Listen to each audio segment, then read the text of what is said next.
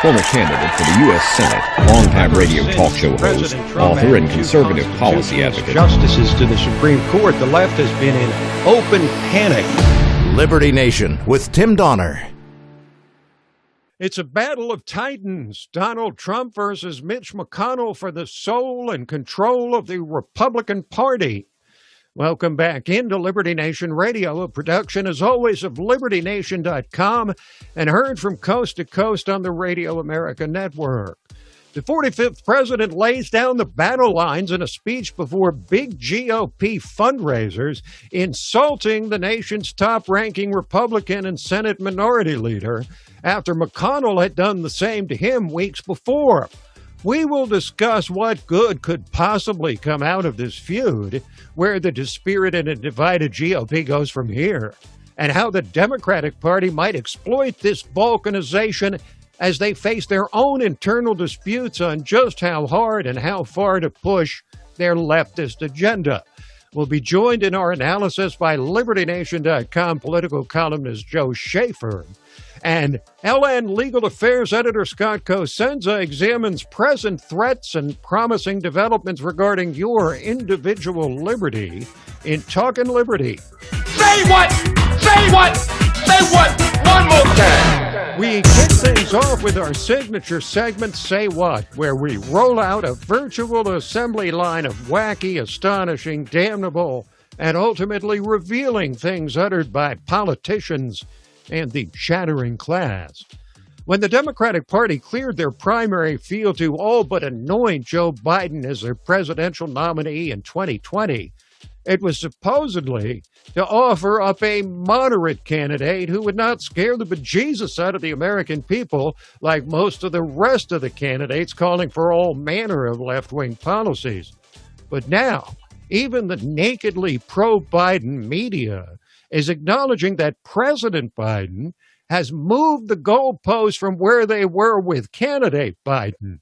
Witness this brief but significant analysis from Jonathan Karl of ABC News. Joe Biden offered himself as a candidate of unity and moderation, somebody who would work with Republicans, even suggesting he'd be a transitional president. Look, I view myself as a bridge, not as anything else. Nearly 3 months in, President Biden has blazed a different path, aiming to be a transformational president, acting to erase his predecessor's legacy and using his narrow Democratic majority to ram through the biggest expansion of government since LBJ. Bait and switch, you might say. It's an old political trick, run as a moderate. Then when you seize the reins of power, govern as a liberal. But what Biden is serving up at the behest of whatever powers on the left are engineering his presidency goes well beyond mere liberalism. This president's mass discarding of Trump's border policies is creating a crisis of growing magnitude. Also, Biden can claim to have erased the legacy of his reviled predecessor. But while the media's been all but shut out from covering what's going on at the border, members of Congress, like Congressman Jim Jordan, cannot be silenced. Press wasn't allowed in, even when Secretary Mayorkas went down this past week. So Joe Biden won't go down, the president won't go to the border, the vice president won't go to the border, press aren't allowed in. And the reason that the press aren't allowed in is because they don't want the American people to know what's going on. One pod that we looked at, there were supposed to be 33 kids in this area. There were 527. That's what the conditions are like. And the other thing, and I think this is key, if the press were allowed in, the Border Patrol agents would tell them exactly what they told us, namely that the reason for this is because of the policy that Joe Biden has now adopted, which is we're not going to keep people in Mexico. The policy that President Trump had, we're not going to keep people in Mexico while we evaluate to see if they can actually come into this country. That single policy is what's driving this huge volume. And if you want to hear a horror story of how this border crisis intersects with the ongoing pandemic, listen to another senator who visited the border, Tom Barrasso of Wyoming, describing one particular holding cell. And I watched them be tested for coronavirus. They had them in a courtyard. All of these young people, this is after they have been there. They're only allowed to be there for 3 days by law. You wouldn't want your own kids to be there for 3 minutes, but many are staying there for up to 10 days. They're being tested the day that they leave. put them all in the courtyard. They do the instant test. And then those that have been tested positive are just kind of moved to one side of the courtroom, those negative to the other of this courtyard. But I will tell you, they've all been exposed. And then they're sent all across the country. All for the sake of Joe Biden being able to say he's not going to continue anything started by Donald Trump. But he's starting to pay a steep political price for what he's refusing to do, and not just among Republicans, says Texas Governor Greg Abbott. This is a bipartisan response to the Biden administration, because you have Democrat members of the United States Congress, you have Democrat members of the state legislature, as well as Democrat local officials who are pushing back against the Biden administration as much as conservatives in the state of Texas. What the president could do is to immediately put back in place the Remain in Mexico protocols that were established in the prior administration. He could continue to build the wall along the border in South Texas. He could send a stronger message. These people should not be coming here. Remember this, and that is one of the reasons why there are so many people coming here. Every single one of the Democrat candidates said if they are elected, they will have open borders and they will be giving things for free to anybody coming across the border. And as predictably as the sun rising in the east, Biden says of the wall, both literally and figuratively, stop building it and they will come. And come they have. Meanwhile, there's one issue of actual bipartisan interest these days: infrastructure, rebuilding roads and bridges across the country. And Transportation Secretary Pete Buttigieg says it's beyond time to pass the massive multi-trillion-dollar infrastructure package now being debated on Capitol Hill. Look, the American Society of Civil Engineers rates our infrastructure. We've been getting a lot of C's and D's, but you don't need an engineering report to know that driving on American roads, they're not the way they should be, that our bridges need work. We've got thousands upon thousands that are in poor condition or even structurally deficient. If you go to U.S. airports and you compare them to airports in other countries, other developed countries, you know that the U.S. is not at a high standard. We don't have a lot of work to do to persuade the American people that U.S. infrastructure needs major improvement. The American people already know it, and that's one of the reasons why there's such extraordinary Republican and independent and Democratic support for this package among the American people. But when Buttigieg tried to make incredibly bold claims about the jobs this massive infrastructure bill would create, he was called on the carpet and embarrassed by Fox News. Whoops. The American Jobs Plan is about a generational investment. It's going to create 19 million jobs. But it turns out the study you're citing from Moody's Analytics says the economy will add 16.3 million jobs without the infrastructure bill and 2.7 million more with it. So it doesn't, as you said last Sunday, create 19 million jobs. Well, you're right. I should have been more precise. The 19 million jobs that will be created are more than the jobs that will be created if we don't do the plan. 2 million more, Moody's is not saying 19 that we will million. create. Yeah, exactly. It'll create 2.7 million more jobs than if we don't do it. That is classic political doublespeak, right out of the textbook. Finally, if you've started going back to the movie theater these days, you might have noticed that what we're being offered by Hollywood is hardly uplifting. And the upcoming Academy Awards, the Oscars set for next Sunday, are living proof, as noted by the no-holds-barred comedian and social commentator Bill Maher. The Oscars need to change their name to the Debbies, as in Debbie Downer.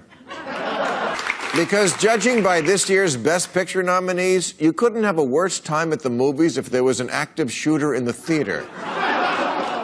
In Judas and the Black Messiah, the FBI kills the leader of the Black Panthers, and in the trial of the Chicago 7, the FBI kills the leader of the Black Panthers again. Sound of Metal is about a musician going deaf. The Father is about an octogenarian descending into dementia. And Minari is the story of dirt-poor Korean immigrants in Arkansas who put all their food in a barn, but then Grandma has a stroke and burns it down. Now enjoy the show. Yup, just the kind of messages a nation riven by pandemic wants to hear. Hooray for Hollywood. Quick break, and then we'll dive into the battle. Now join the battle of titans in the Republican Party. Donald Trump versus Mitch McConnell. Liberty Nation with Tim Donner. Well, the battle is now joined, if it wasn't already. The 45th president, less than 3 months out of office, took to the stage at a major GOP fundraising event over last weekend, and according to multiple accounts, called the man who is now the nation's top-ranking Republican a dumb SOB. And the feeling is certainly mutual. Mitch McConnell's made little effort to hide his own rage, blaming Trump's overheated rhetoric for the GOP losing control of the White House and Senate, and for the actions of the pro-Trump mob which breached the U.S. Capitol on January 6th. Quoting McConnell, "They did this because they'd been fed wild falsehoods by the most powerful man on earth because he was angry he'd lost an election. Former President Trump's actions preceding the riot were a disgraceful dereliction of duty," unquote, as stated by fellow Republican and Senate Majority Leader Mitch McConnell in a speech in mid-February. Now, can anything good possibly come out of this feud between Donald Trump and Mitch McConnell, which is now spilled into full public view? Sure, for Democrats, who must be sitting in their virtual armchairs, eating their virtual popcorn, and enjoying the show immensely. This near balkanization of the Republican Party is exactly what they're hoping for and will likely need to maintain their control of Congress in 2022 and the White House in 2024. Right now, it seems the prevailing view among the dispirited mass of Trump voters is that the GOP is to be viewed skeptically at best, rejected at worst. It's impossible to know the exact numbers. But while many traditional Republicans are upset at Trump for going too far in challenging the election result, at least as many Trump loyalists are just as incensed, if not more, at McConnell for failing to challenge the outcome all the way to the bitter end. And so the GOP is stuck right in the middle between Trump, the rock, and McConnell, the hard place. As Joe Biden becomes exactly what they feared most, conservatives will continue to vote for the Republican presidential candidate. They have nowhere else to go. But in what numbers? Will the voters who came out of the woodwork to vote for Trump twice stick around or go back into hiding? The likes of Mitt Romney and John McCain were the hold-your-nose nominees who hardly inspired sufficient support or turnout. A return to the days when the GOP candidate could easily be depicted by the biased elite media as plutocratic tools of moneyed interests would lead to the end of the Republican Party as we know it. So who's right, who's wrong, and how can this ever-growing divide be bridged? Who can unify a party riven by feuds between Trumpers and never-Trumpers, old-time conservatives and populist nationalists, establishment and grassroots? Is there a single figure who can convince enough of the party faithful to join forces under the common banner of the GOP? No doubt the governor of Florida is preparing to present himself as that unifying individual. Successful, popular governor, close ally of the 45th president, from a state which actually went bigger for Trump in 2020 than it did in 2016. With his every Trump-like statement of outrage about the pandemic, the hit job on him by 60 Minutes, and most other subjects these days, Ron DeSantis is positioning himself as the natural successor to Trump. But even as once highly regarded candidates like Kristi Noem and Ted Cruz damage themselves, it's not like DeSantis would have anything close to a glide path to the GOP nomination. The likes of Josh Hawley, Tim Scott, Tom Cotton, and virtually every other presidential wannabe will make similar claims about uniting the party. So let's put it this way. Whatever leader might emerge in the months ahead, and ride to the rescue of the bitterly divided GOP must be able to appeal to both wings of the party. He must be willing and able to step into the middle of this figurative shouting match between Donald Trump and Mitch McConnell and forge a truce. And most importantly, he must then convince both sides to put their shoulders to the wheel to achieve what remains, after all this upset, the shared mission of Republicans of every shape and size: to stop the left. We will take a quick break and then broaden the discussion to the current state of play for both the Republican and Democratic parties.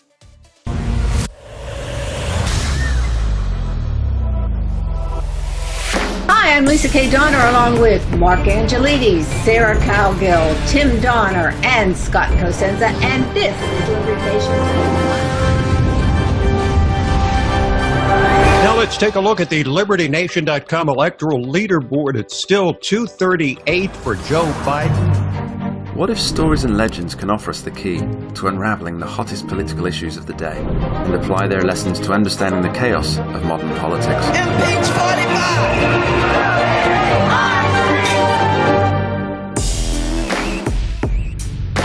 Only where freedom of speech is honored can people who look, sound, or think differently be truly free. If you're discussing something that's difficult, the probability that you're not going to offend each other is zero. President-elect of the United States of America, Donald Trump.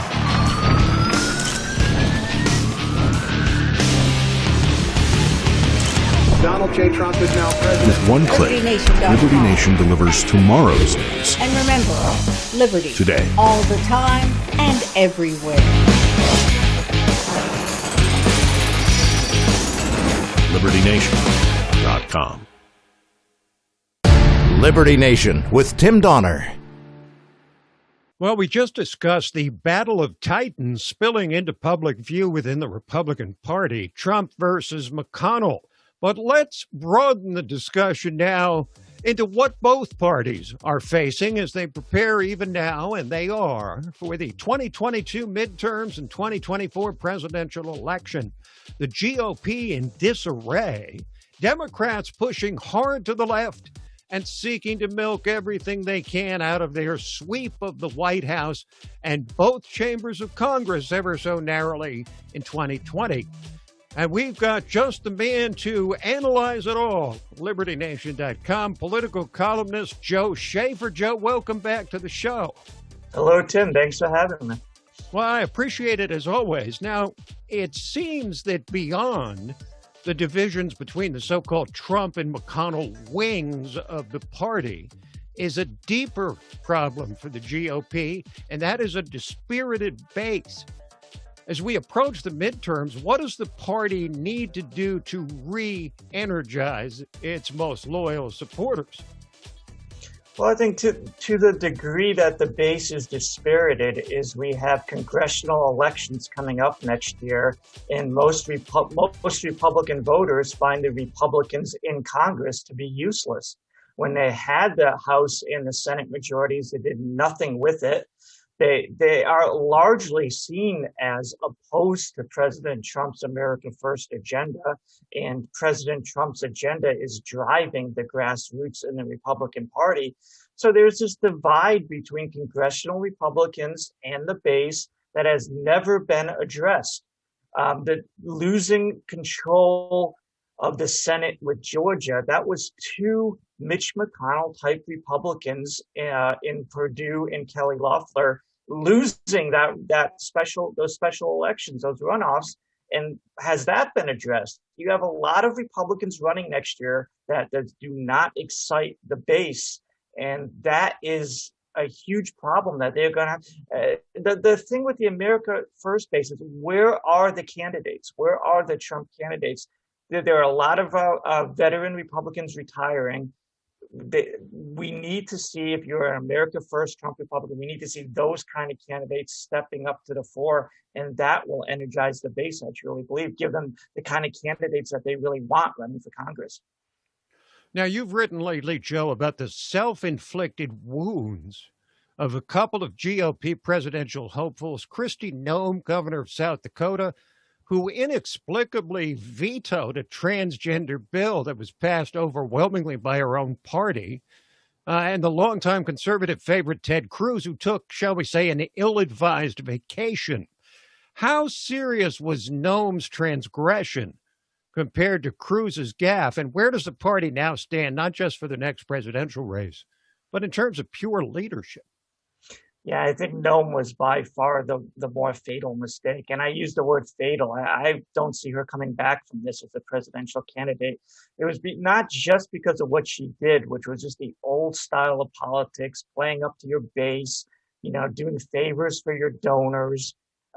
But it was the way that she explained it to the people she angered afterwards. That's what you can't do. You can't say to the conservative voters that you just upset, hey, you don't understand why you're mad at me. That is just talk about shooting yourself in the foot and then shooting yourself in the other foot. That was such a huge mistake. And I just really don't think she can come back from that. She outed herself in that situation as an old school establishment Republican before she had been sitting pretty as this red state flyover country governor, kind of anti-establishment. And then she's like, oh no, she is the establishment. So she's not coming back from that. The state of the leadership of the party is in flux, and that's why I said we need to see more Donald Trump type candidates, just for the sake of the party, to see, where is this going? Is Mitch McConnell able to hold on to power in Congress? Is he able to call the shots to the Republicans on Capitol Hill? Is there ever going to be a true challenge to his authority? The Republicans need to work all this out. And I really think the woke corporate wave we're seeing now is the worst thing for the party, because again, most Republican voters know the Republicans in Congress care more about their corporate base than they do about the voters. And they clearly see now that these corporations, these huge companies that the Republican congressmen are doing favors for, are out and out trying to silence them, keeping them from ever winning an election again. So if you're a Republican voter, why would you support these Republicans? It's a big mess. They need to sort this out. And again, if you are in the Republican base, I'd say the only way you can sort this out is get your own type of candidates to run for office. They need to do that. Now, putting aside that most of his agenda is likely to be adopted by most of the prospective Republican presidential candidates in 2024 if Trump doesn't run, is the GOP, Joe, going forward, in your opinion, better off with or without the person of Donald Trump as the face of the party? Things remaining the same, Trump being what he is right now, because he is going to be 3 years older in 2024. But as he is right now, he is by far the best option. He's polarizing, but he's insanely popular. And you cannot write off that popularity that I don't think a lot of these other Republicans have. If you go with a Ted Cruz, you're getting that polarization, that unlikability by millions of Americans, but you're not getting that zealous enthusiasm among the base for Ted Cruz. He's just not as popular as Donald Trump is. Even if you like Ted Cruz, you have to admit that he's not Donald Trump in sense of charisma and just what he brings to the table. And I don't see any of these, it's still so early, things can change, but I don't think any of these other Republicans come close. Ron DeSantis right now is the rising star if you're looking for someone outside of Trump. But he's got a long way to go. He's got to keep the momentum going. He's made some mistakes in the past, but he's been fantastic since the coronavirus. Everything's gone his way since then. So, if that keeps happening, then yes, he is someone to look out for. But right now, to me, no one comes close to Donald Trump in drawing out that wave of America First Republicans for a presidential election in 2024. Okay, Joe, so let's switch over to the Democrats now. They lost a surprising number of seats in the House and barely got to a tie and effective control of the Senate. And yet with those bare majorities, they're talking big about major structural changes, ending the Senate filibuster, packing the court, adding states.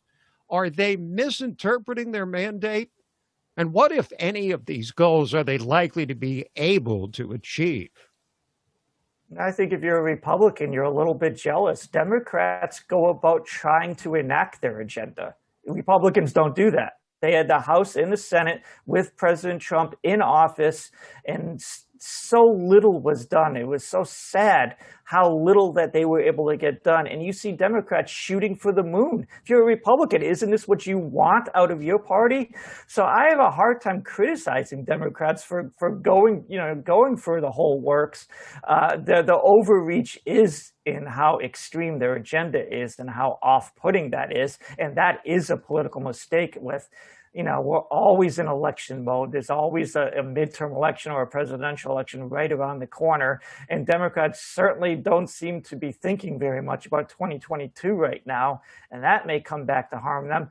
But, the way that they've been doing things, and Joe Biden is the perfect example of this, they're not exactly looking for a popular mandate. They're looking to ram their agenda down the throats of the American people. So, who's to say that they're wrong? They're trying to do this. They're trying to stiff arm the American people. If they do it, if you change these block these electoral integrity laws, you make it so there's mail-in voting, you're constantly getting reelected anyway through these means.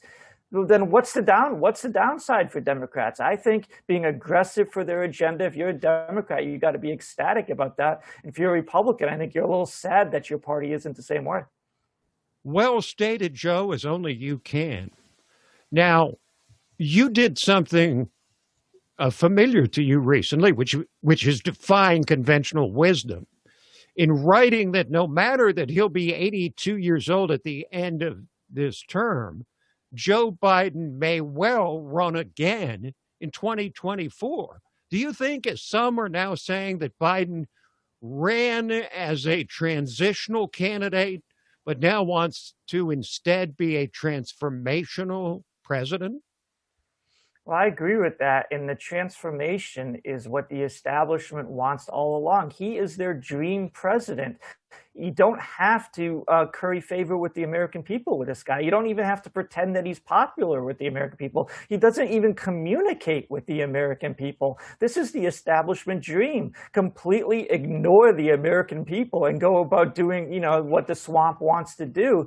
So, what are the negatives to Joe Biden? What would make him not run again? There's really nobody bubbling up who's going to be a better candidate in 2024 than an 81-year-old Joe Biden. As sad as that may seem, that's what the Democrats concluded in 2020. I don't see anything to change that in 2024 right now. Something is going to have to really change to prevent that. And what could happen is a disaster in the 2022 midterm elections. That is what can change the whole game.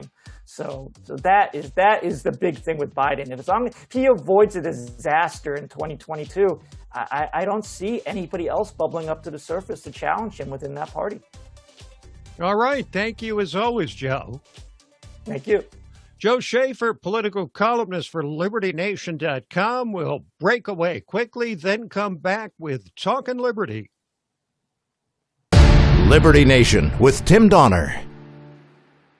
And now it is time to welcome you into the portion of Liberty Nation Radio, which we entitle Talkin' Liberty, which is self-explanatory, as is our regular contributor. If you've ever listened to the program before, we're joined by LibertyNation.com legal affairs editor. He is a constitutional lawyer, but more importantly, the man who we have dubbed our guardian of individual liberty, Scott David Cosenza.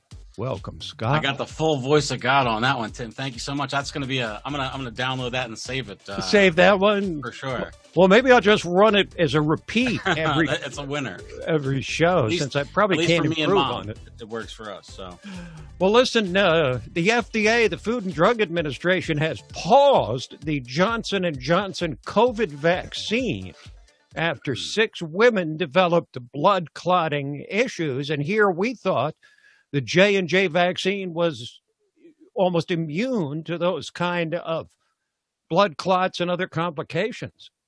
Well, I think this is a multifaceted story when it comes to sort of our liberty and how it impacts it. There are 6 women out of the 7 million people who've been given this dose that appear to have an adverse event from it. And we've now stopped distribution of the vaccine. All the vaccines, almost all the vaccines, are owned by the government. So I think it's an imposition on the people, Tim, who would like to take the vaccine, right? They can report the full knowledge of these adverse events, but they're making the risk profile decision for all Americans. So far, only women between 18 and 48 have been affected by this. So if, for instance, any man or any woman who's outside that range wish to take this vaccine, they're being denied that choice by the government.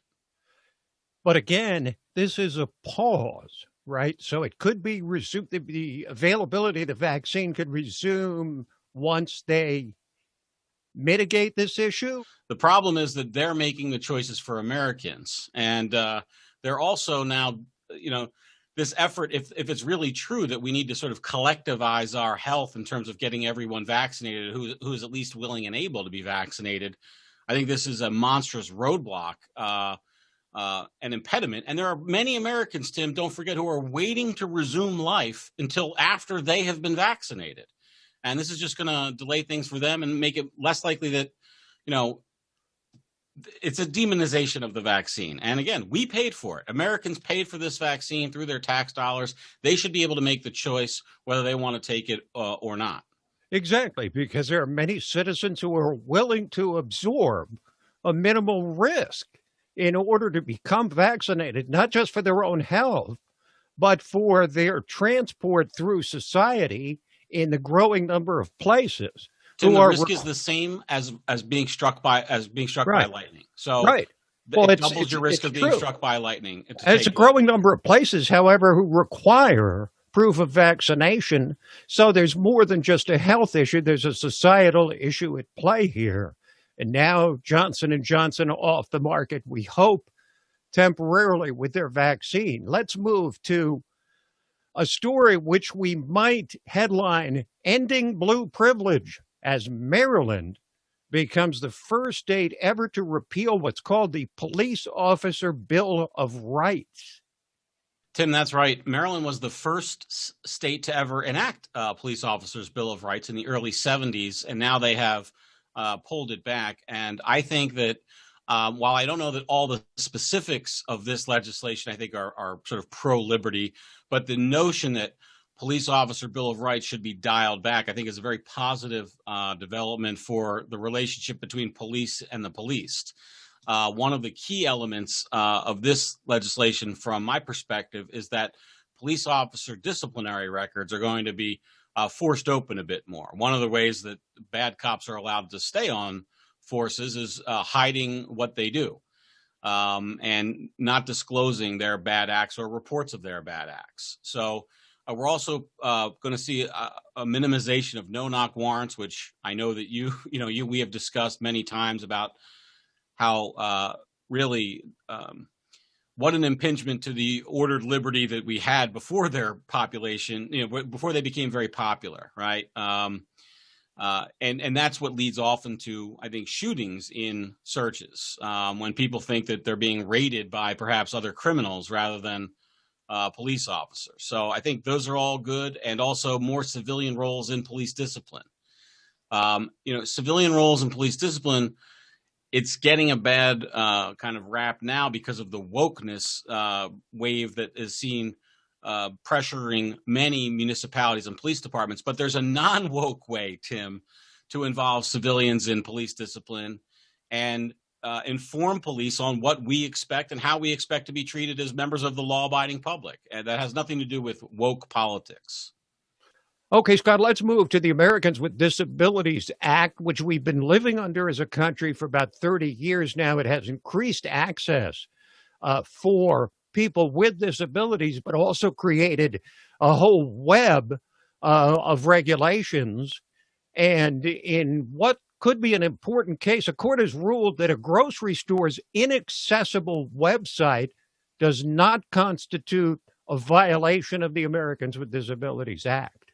Well, one of the other things that the Americans with Disabilities Act did, Tim, was create an ocean of litigation for entrepreneurial lawyers and the disabled and barely disabled who would go around to like these micro tiny businesses and sue because they didn't have like handicapped accessible bathrooms, for instance, when it was sort of, not the goal of the legislation to bankrupt small businesses to make them provide for ADA compliance. And one of the ways in which lawyers have advanced their own entrepreneurial interest is to sue companies for their websites, for them to not have every aspect of that website be accessible to those who are, for instance, blind. And that's what we have here. This is about the Winn-Dixie supermarket chain who were sued by a Florida man because he couldn't access the website. And this is a huge, huge decision, Tim, to the extent that it will go forward and apply to everybody else in the 11th Circuit and may result as a basis for a national decision. And so the idea that any brick and mortar store that has a website has to then provide that same experience for somebody without sight is a burden that would make them have to pay a ton of money, basically, and damages. Any court case like this that permits business owners to meet the needs of their customers without the intervention of the government, I think is a win for liberty, Tim, and that's what we have here. Okay, thank you, Scott. Thanks, Tim. Scott David Cosenza, legal affairs editor at LibertyNation.com.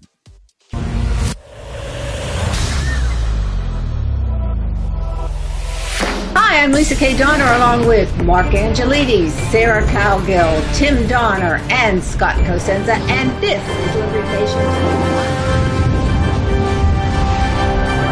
Now let's take a look at the LibertyNation.com electoral leaderboard. It's still 238 for Joe Biden. What if stories and legends can offer us the key to unraveling the hottest political issues of the day and apply their lessons to understanding the chaos of modern politics? Impeach 45! Only where freedom of speech is honored can people who look, sound, or think differently be truly free. If you're discussing something that's difficult, the probability that you're not going to offend each other is zero. President-elect of the United States of America, Donald Trump.